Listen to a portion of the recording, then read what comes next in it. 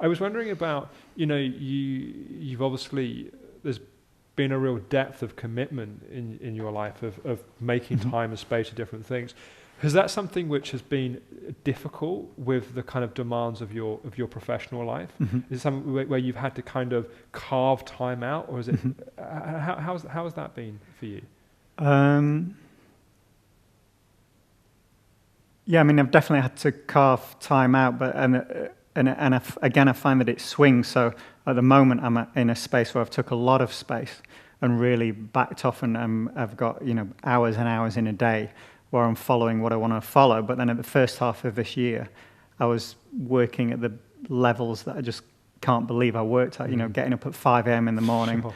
working every weekend, loads of travel and that kind of thing. So again, I find that varies.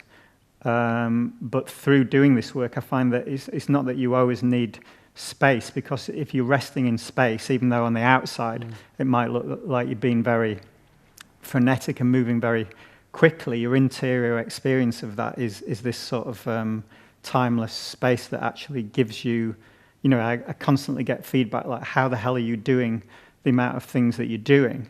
And from my interior experience, it doesn't feel like I'm really doing anything. It much more feels like I'm in this being space.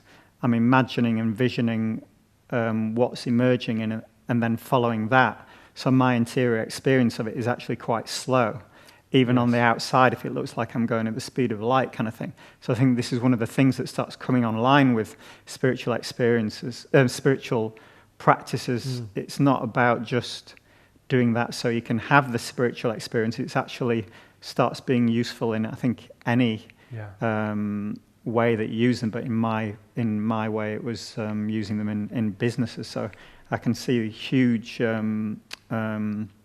positive changes in the way that I am in work now. Yes. If I look back to before my spiritual practice, I used to be there, having to have massages of my neck because I was just getting so caught up in all the detail.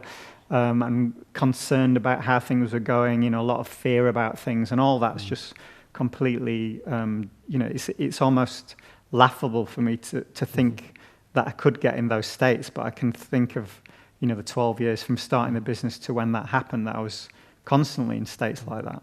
I really like what you're saying about being able to be dynamic, busy, and there be space within that, because I think often the perception people have is they see spiritual practice as people doing a lot of meditation, a lot of inquiry, or a lot of whatever, but it's a slowing down. And I think therefore the assumption people have is, if you're going fast, you must therefore not be in a state of spaciousness. But of course, facing the global challenges that we face at this point in time, going slow probably isn't going to be a very effective way to deal with those. And I don't know if you... And complexity as well. There's a lot of complexity that's going to be needed for leaders of the future. So it's not about everything being simple. You do have to actually bring complex thinking to, issues that are getting more and more complex to solve. So I think that starts coming online with spiritual practice as well. And I think there is this,